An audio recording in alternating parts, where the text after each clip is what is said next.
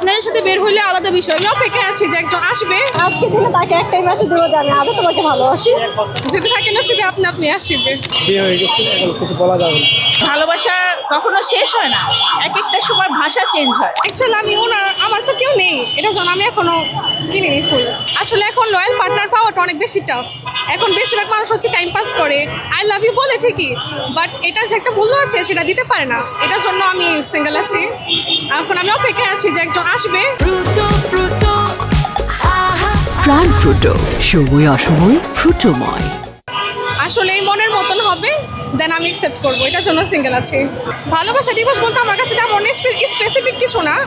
ভালোবাসা প্রকাশ করার জন্য প্রত্যেকটা দিনই ভালোবাসার মতো, তো as a normal day. But আজকে ফ্রেন্ডদের সাথে আসছি, এটার জন্য একটা স্পেশাল ফিল করতেছি। এই যে বললাম লয়াল, আমাকে বুঝবে, ভালোবাসবে, আমার পাশে থাকবে always, that's it, nothing else. না আসলে আমি আসছি আমার ফ্রেন্ডদের সাথে টাইম স্পেন্ড করতে, আড্ডা দিতে, আর তেমন কিছু না। যদি পেয়ে যাই এটা আমার লাক, আর বেশি কিছু না।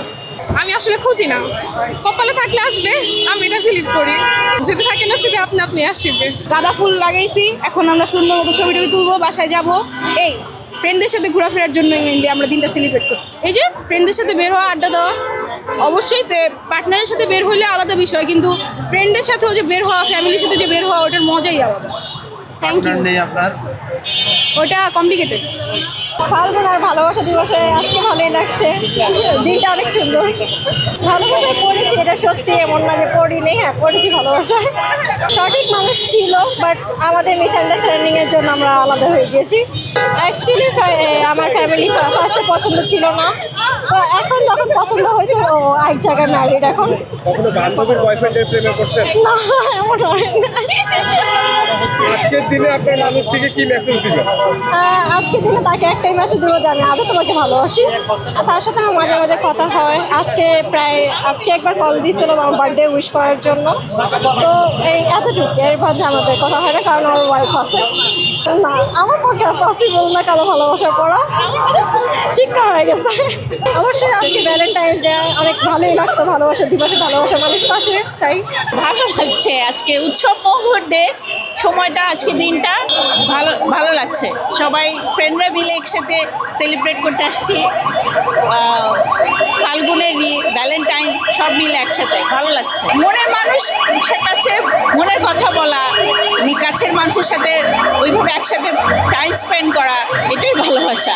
ফ্রেন্ডদের সাথে হোক, ভালোবাসার মানুষের সাথে ফ্রেন্ড থাকে, হাজব্যান্ড থাকে, আত্মীয় স্বজন, সবার সাথেই ভালোবাসা একসাথে সেলিব্রেট করা।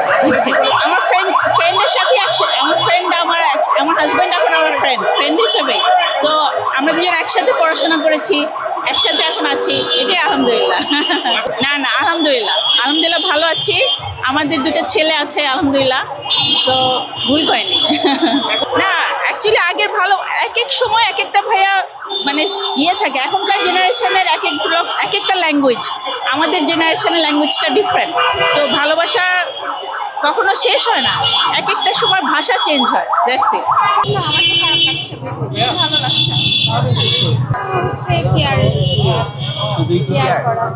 কেয়ার করা, আন্ডারস্ট্যান্ড করবে। না, আমি তো মানে আসছি এখানে ফ্রেন্ডদের সাথে, আর কি আমার আরো ফ্রেন্ডরা আসবে, এটাই আর কি। ভালোবাসা বলতে ভাই আমি সত্যিকার অর্থে যেটা বুঝি, আমার মাকে বুঝি, আর দ্বিতীয় কাউকে বুঝি না। এটা আমার চোখে শুধু হোলি খেলা, এটা ছাড়া আর কিছু। ক্রিকেট খেলতে ভালোবাসি। আসলে অশ্লীলতা বলার মতো আমার এখনো ওই যোগ্যতাটা নাই। আমি এখনো দেশের এমন কোনো পর্যায়ে নাই যে আমি অশ্লীলতা বলবো। এটা যার যে স্বাধীনতা আছে ওইভাবে চলতেছে। যেহেতু একটা গণতান্ত্রিক দেশ, সবাই সবার মতো চলার স্বাধীনতা আছে, যে যার মতো চলতেছে এটাই। হ্যাঁ পড়েছি, এটা পেয়েছেন? না, এটা সিক্রেট। বিয়ে হয়ে গেছে, এখন কিছু বলা যাবে না।